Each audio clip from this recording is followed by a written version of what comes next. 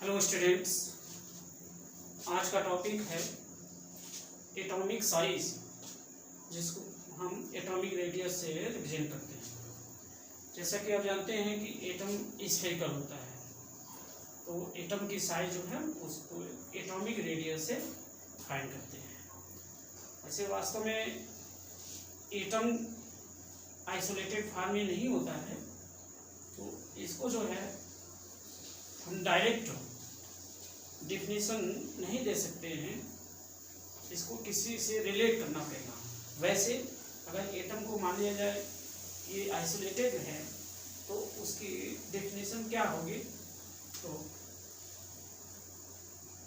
The atomic radius of an atom may be defined as the distance between the center of nucleus and outermost cell where electrons are present।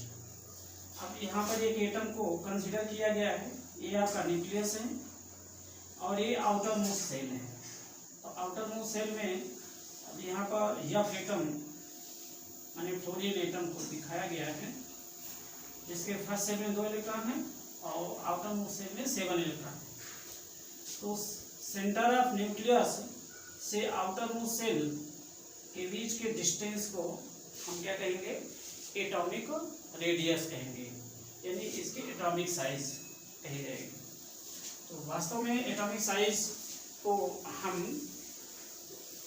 ये इस तरह से define नहीं कर सकते हैं, इसमें डिफिकल्टीज है। वो डिफिकल्टीज क्या है कि the atom does not have well defined boundary. Atom की वेल डिफाइंड बाउंड्री नहीं है। जैसे कि आप इसके पहले पढ़ चुके हैं कि इलेक्ट्रॉन वेव नेचर है, तो वेव नेचर में ये वेव की भाग जो है अपने सेल में रोटेट करता है, तो इस तरह से उसकी पोजीशन फिक्स नहीं है। तो आप इसको कैसे मेजर करेंगे? एक रीजन तो ये हो गया। दूसरा रीजन है it is not possible to get an isolated atom, यानी आइसोलेटेड एटम को हम फाइंड नहीं कर सकते हैं। ये इतना स्मॉल होता है कि इसको हम कंसीडर नहीं कर सकते हैं।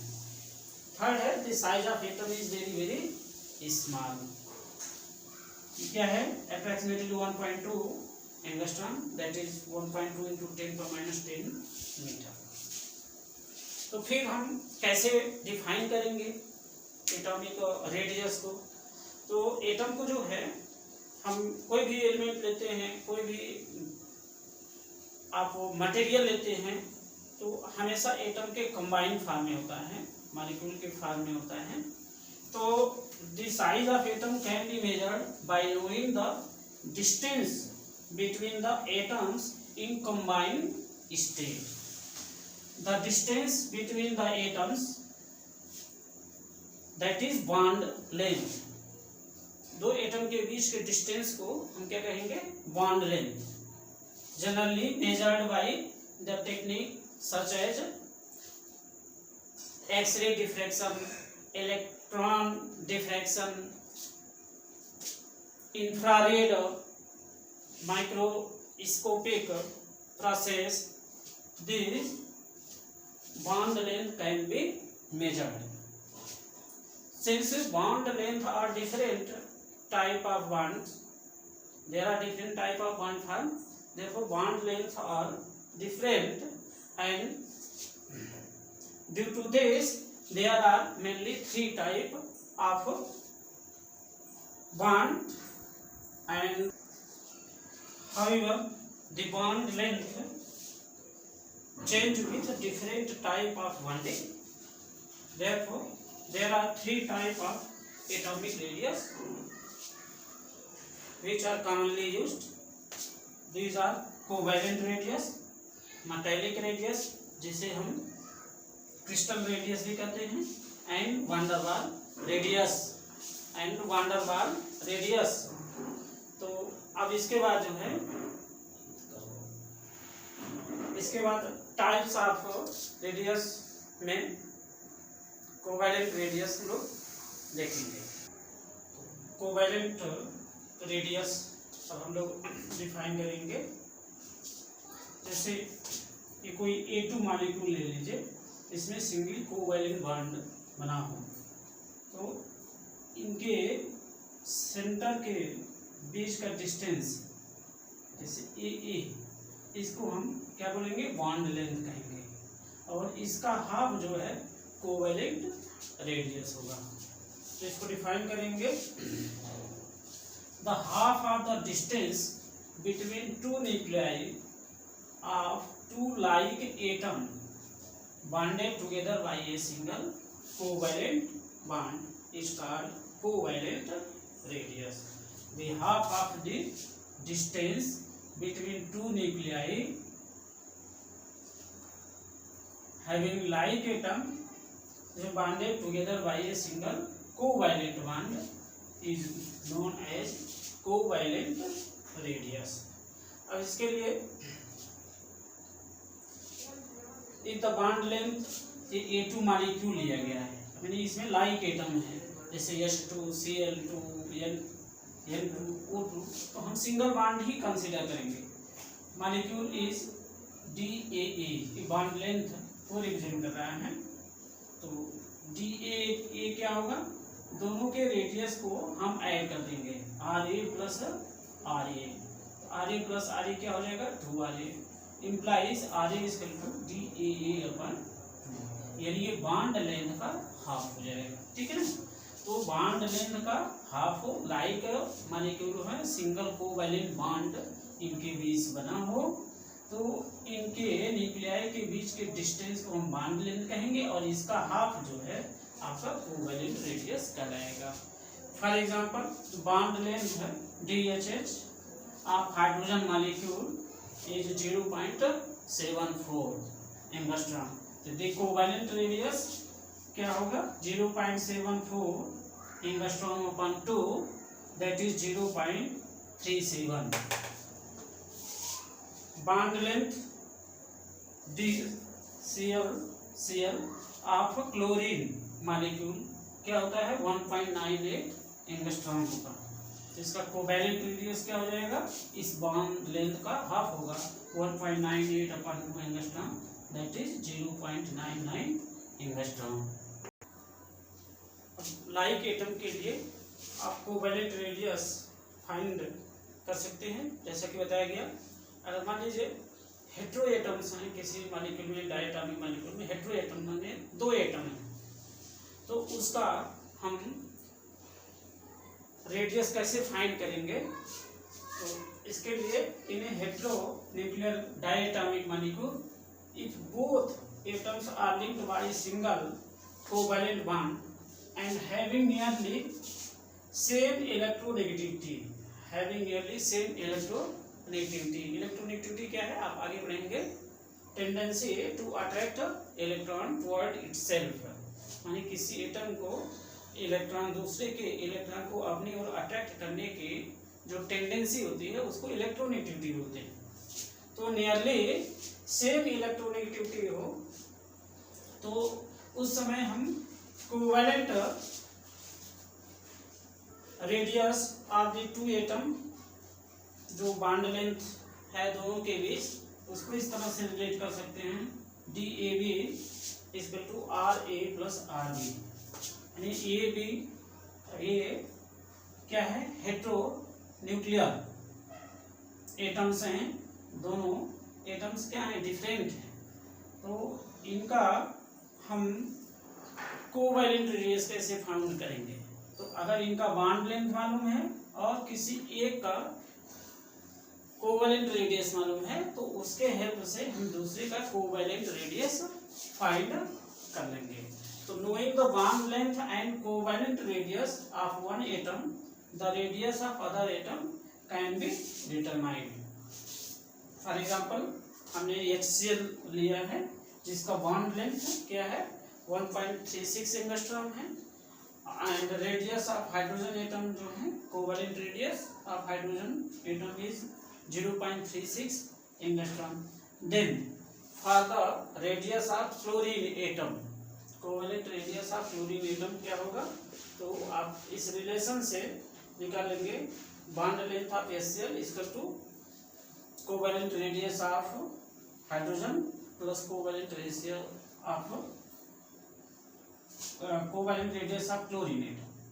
अब ये जो गिवन है बॉन्ड लेंथ HCl का 1.36 और हाइड्रोजन का कोवेलेंट रेडियस है 0.37 प्लस RCl माने covalent radius of chlorine, value put करके हम कोवेलेंट रेडियस ऑफ क्लोरीन जो है कैलकुलेट कर लेंगे। ये है आपका 0.99 angstrom. When there is large difference in electronegativity माने इलेक्ट्रोनेगेटिविटी में लार्ज डिफरेंस हो तो उस समय मॉलिक्यूल जो है आयनिक कैरेक्टर शो करेगा, और आयनिक कैरेक्टर जब शो करेगा इनके बीच अट्रैक्शन अधिक होगा, जिससे इनका बॉन्ड लेंथ जो है शॉर्टर हो जाएगा। तो इस केस में हम बॉन्ड लेंथ के लिए जो रिलेशन यूज करते हैं वो है Ra plus Rb minus 0.09 XA minus XB, where XA and XB is the electronegativity of A and B। अब ये डिफरेंट तरह से कोवैलेंट बॉन्ड को आपने अंडरस्टैंड किया और उसे कोवैलेंट रेडियस कंसीडर किया गया। अब ये जो कोवैलेंट रेडियस है मेनली हम सिंगल बॉन्ड, जिस मॉलिक्यूल में सिंगल बॉन्ड फॉर्म होते हैं उसी के लिए डिफिनेशन अप्लाई है। लेकिन अगर मान लीजिए double bond triple bond present हो तो ये double bond triple bond present होने के कारण इसका बॉन्ड लेंथ शॉर्टर हो जाएगा। जैसे carbon carbon single bond length है 1.54 angstrom, double carbon carbon double bond length है 1.33 एंगस्ट्रॉम और carbon carbon triple bond length है 1.20 एंगस्ट्रॉम।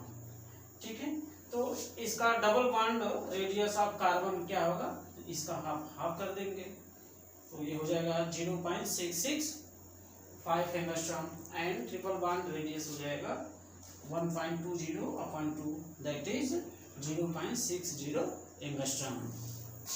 सेकंड है मेटालिक रेडियस, इसी को हम क्रिस्टल रेडियस भी कहते हैं।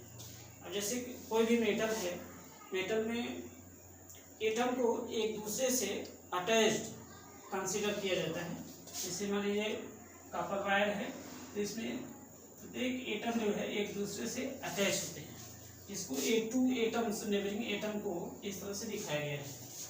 तो इसका रेडियस क्या होगा, ये जो दोनों एटम हैं इनका न्यूक्लियाई के बीच का जो डिस्टेंस है, इस डिस्टेंस का हाफ जो है आपका मेटालिक रेडियस कहलाता है। तो it is defined as 1/2 distance between nuclei of 2 adjacent metal atom in metallic crystal. For example, the distance between 2 adjacent copper atom is 2.56 picometer. You can write it 2.56 angstrom also, and hence metallic radius of copper is 256/2, that is 128 pm, that is 1.28 angstrom। ठीक है, तो ये metallic radius किसमें जो है mainly metals में ये पाया जाता है, और कोवैलेंट रेडियस मेनली जो है नॉन मेटल में होता है।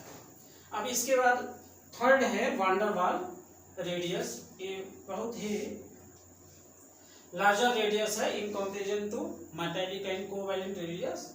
तो इसे हम इनर्ट गैस रेडियस भी कहते हैं, क्योंकि इनर्ट गैस जो है वो मोनो एटॉमिक होते हैं और एक दूसरे से वो अटैच नहीं होते हैं, वो काफ़ी दूर दूर रहते हैं। इसको जो है वान डेर वाल रेडियस को 2 नॉन बॉन्डेड एटम के बीच भी कंसीडर किया जा सकता है। जैसे मान लीजिए 2 मॉलिक्यूल हैं, आप क्लोरीन हैं, तो क्लोरीन 1 क्लोरीन मॉलिक्यूल में 2 एटम हैं, दूसरे क्लोरीन मॉलिक्यूल में 2 एटम हैं। तो इन 2 एटम तो कोवैलेंट बॉन्ड के द्वारा बने हैं, ये कोवैलेंट रेडियस है, लेकिन ये दोनों मॉलिक्यूल अलग अलग हैं। इन दोनों के बीच में जो डिस्टेंस है उसको जो है जो नेबरिंग एटम होंगे, नेबरिंग एटम के बीच के डिस्टेंस का हाफ जो है आपका वैन डर वाल रेडियस होगा। यहाँ पर जैसे मान लीजिए क्लोरीन मॉलिक्यूल दिखाया गया है, यहाँ पर क्लोरीन मॉलिक्यूल, इसमें कोवैलेंट बॉन्ड बना है, ये दिखाया गया है, ठीक है। अब नेबरिंग एटम के दोनों सेंटर ले लीजिए, इसके बीच का डिस्टेंस जो है van der Waals bond length होगा और इसी का हाफ जो है वैन डर वाल रेडियस होगा। तो ये वैन डर वाल रेडियस जो है मेटालिक रेडियस कोवैलेंट रेडियस से लार्जर होता है। इसका कंपैरिजन इस प्रकार से है, यहाँ दिखाया गया है। तो वैन डर वाल रेडियस को हम कैसे डिफाइन करेंगे? It is half the distance between the nuclei of two non bonded neighbouring atom of two adjacent molecule in solid state. इसको जो है सॉलिड स्टेट में लाएंगे तभी ये क्लोज्ड होंगे, तभी इनके बीच के बॉन्ड लेंथ को मेजर किया जा सकता है। For example the distance between adjacent chlorine atom of two neighbouring molecule of chlorine in solid state is 3.60 angstrom. ये van der Waals bond length है। तो वैन डर वाल रेडियस क्या आ जाएगा क्लोरीन मॉलिक्यूल के बीच का? तो 3.60/2 दैट इज 1.80 एंगस्ट्रॉम। तो इस तरह से ये एटॉमिक रेडियस को हम मेनली जो है कोवैलेंट रेडियस और मेटालिक रेडियस में कंसीडर करते हैं। जब भी एटॉमिक रेडियस की बात आएगी तो हम कोवैलेंट रेडियस और मेटालिक रेडियस की बात करेंगे। तो ये है आपका 3 types of atomic radius, that is covalent radius, metallic radius and van der Waals radius. Thanks.